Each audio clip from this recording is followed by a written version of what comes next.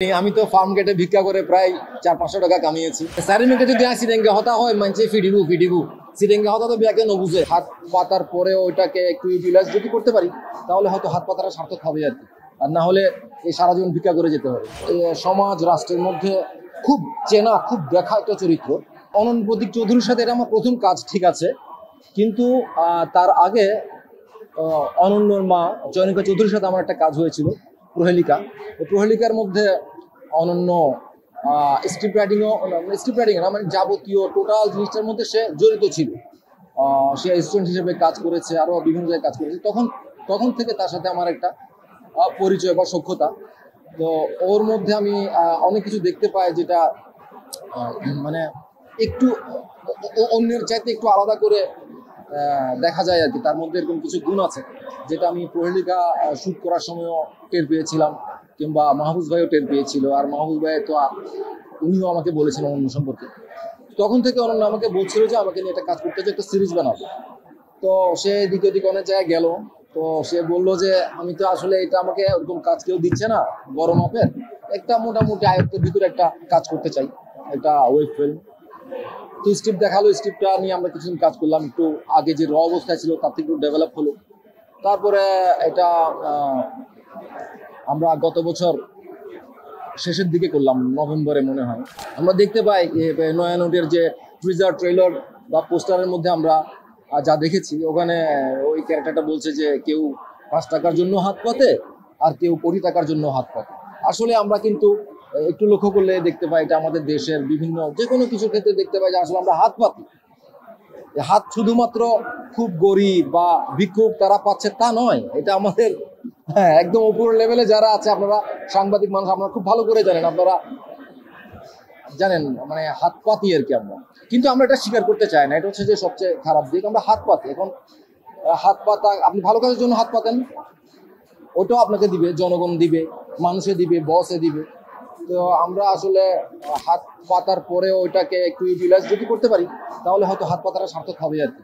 আর না হলে এই সারা জীবন ভিক্ষা করে যেতে হবে। এই চরিত্রটা আমাদের সমাজ রাষ্ট্রের মধ্যে খুব চেনা খুব দেখা একটা চরিত্র।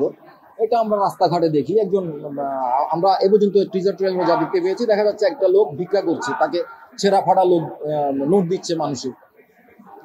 এবং কিছু কিছু জায়গায় আমরা এটাও দেখতে পাই যে সে নতুন একটা নোট পেয়ে খুব খুশি হয়েছে, যার এবং এটার নামই হচ্ছে নয়ানো। তো সবকিছু মিলে সমাজের একদম নিম্ন স্তরে বাস করা একটা মানুষ, এই মানুষটার জার্নিটা আমরা এখানে দেখতে পাবো। তো এই জার্নিটা এমন নয় যে খুবই অবাস্তব একটা জায়গা থেকে, এটা খুবই বাস্তব। এটা নিয়ে আগে অনেক ধরনের গবেষণা হয়েছে, আপনারা আজকে স্ক্রিনিং হয়তো তখন দেখতে পাবেন না। দেখেন, মেসেজ আসলে সব জায়গা থেকেই পাওয়া যায়। এই যে আমরা এখানে দাঁড়িয়েছি, এখানেও মেসেজ আছে। এখন মনে করেন অর্থের কথা, যেহেতু এখানে অর্থ নোট খুব কানেক্টেড, একটা মানুষের অনেক ধরনের খারাপ অবস্থা থাকে। একটা পর্যায়ে তার স্ট্রাগলিং এর মাধ্যমে বা বিভিন্ন মাধ্যমে সে মোটামুটি একটা জায়গা হয়তো যায়ও, কিন্তু যাওয়ার পর আবার কিন্তু স্খলন ঘটে। কারণ আমাদের নেচারই হচ্ছে আমরা আরো চাই। যেখানে আমার মাস চলতো 30 টাকা দিয়ে, সেখানে আমার এখন 90 টাকা দিয়ে চলছে না, কারণ আমি আমার চাহিদা বাড়িয়েছি। আমি আর ওখানে আমার জায়গার মধ্যে সীমাবদ্ধ নেই। তো এই ওয়েব ফিল্মটা দেখে আমরা হয়তো ওটাও বুঝতে পারবো যে হ্যাঁ, আমাদের কোথায় থামা উচিত, না থামলে কি হয়, কতটুকু থামা উচিত, কতটুকু কি করা উচিত। না, বিরতি যে শুধুমাত্র কোনো কাজের জন্য হয় তা না। বিরতি আসলে এমনিতেও নেওয়া উচিত মানুষের। যেমন আমাদের দেশের মানুষের দিকে যদি আমরা এখন তাকাই, সোশ্যাল মিডিয়ার দিকে যদি আমরা তাকাই, আমরা দেখতে পাই প্রতিনিয়ত আমরা কি পরিমাণ হাইপার হয়ে আছি। আমরা কেউ স্থির না, অস্থির হয়ে আছি। তাহলে আমাদেরও বিরতি দরকার। সুতরাং বিরতি সব জায়গায়, শুধু কাজের ক্ষেত্রে নয়, নিজের কাজের ক্ষেত্রে। নাহলে আমরা ফাঁক পেলে কেন বনে জঙ্গলে চলে যাই, কেন পিকনিক করতে চলে যাই, নিজেকে রিল্যাক্স করার জন্য যাই। তো আমার তো বয়স হচ্ছে, একটু রিল্যাক্সের দরকার আছে। ওই জন্য কিছু বিরতি, সংসার ধর্মের সাথে বা স্ত্রী কন্যা পুত্রের সাথে একটু সময় দেই, এই কারণে বিরতি। আর আমি মানে প্রতিনিয়ত কাজ করা হয়ে উঠে না, করে উঠতে পারি না, এটা আমার লিমিটেশন। ওই জন্য কিছু বিরতি, আর কিছু না।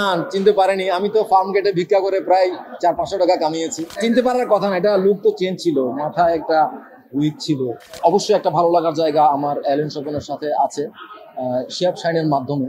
কারণ অ্যালেন সোবনকে তো আমি চিনি না, অ্যালেন সোবনকে আমাকে চিনিয়েছে শিহাব শাহিন, তার প্রথম ওয়েব সিরিজ সিন্ডিকেটের মাধ্যমে। মানে অ্যালেন সোবনকে প্রথম দেখা যায় সিন্ডিকেটে, তারপরে আমরা ওখান থেকে অ্যালেন সোবন 1 পাই, 2 পাই, আর 3 বা পরবর্তী পর্বের কথা আমি জানি না, এটা ডিরেক্টর বা স্ক্রিপ্ট রাইটার বা যারা চরকি ওনারা ভালো বলতে পারবেন। অ্যালেন সোবনের সাথে আমার খুব ভালো লাগে, অ্যালেন সোবনকে আমার খুব ভালো লাগে, আমি এমনিতে অ্যালেন সোবনকে দেখি, তার রিলসও দেখি, এই আর কি, একটা ভালো লাগা তো আছেই। ওখানে হ্যাঁ ওখানে যে ক্যারেক্টারটা ওটাও কোনো একটা অঞ্চলের ভাষায় কথা বলে, যেটাকে আমরা এমনি কথ্য ভাষা বলি, সাধু ভাষা কিংবা কিংবা নির্দিষ্ট কোনো অঞ্চলের না। সারিমেকে যদি সিডেঙ্গে হতা হয় মানছে ফিডিবু সিডেঙ্গে হতা তো বিয়াকে নবুঝে। এরপরও যেহেতু আর এক সাংবাদিক ভাই আর হইয়া তালে বলি হইতে অনার নয়নের চাইও ওনার তো ভালো লাগিতে পারে। ধন্যবাদ, ভালো থাকবেন, সুস্থ থাকবেন।